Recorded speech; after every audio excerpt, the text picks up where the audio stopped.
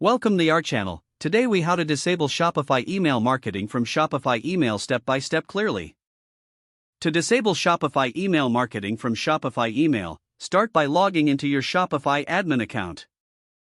Once you're logged in, navigate to the settings section in the bottom left corner of the admin dashboard.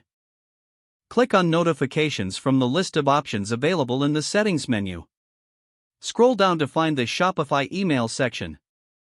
In the Shopify email section, locate the option that says Email Marketing or Email Campaigns. Click on it to access your email marketing settings. Here, you'll see various options related to email marketing notifications and campaigns. To disable email marketing, look for a toggle switch or checkbox that enables email marketing notifications. Switch the toggle to the off position or uncheck the box to deactivate email marketing. After making this change, ensure you save your modifications by clicking on Save at the top right corner of the page. Your changes will now be effective, and Shopify email marketing will be disabled for your store. To confirm that the changes have taken effect, check back in the email marketing section to see if the notifications are turned off.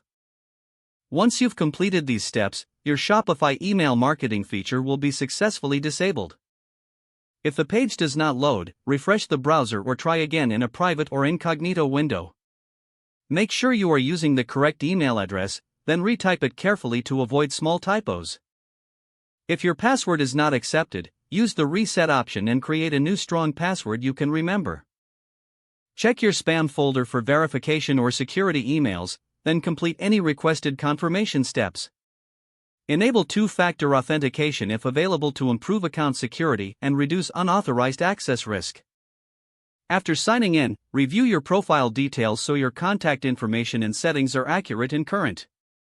If you see an error message, note it down and try again after restarting your device and internet connection. Log out when you finish, especially on shared devices, to keep your account and payment information secure.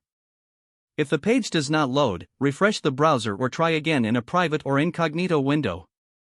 Make sure you are using the correct email address, then retype it carefully to avoid small typos. If your password is not accepted, use the reset option and create a new strong password you can remember. Check your spam folder for verification or security emails, then complete any requested confirmation steps.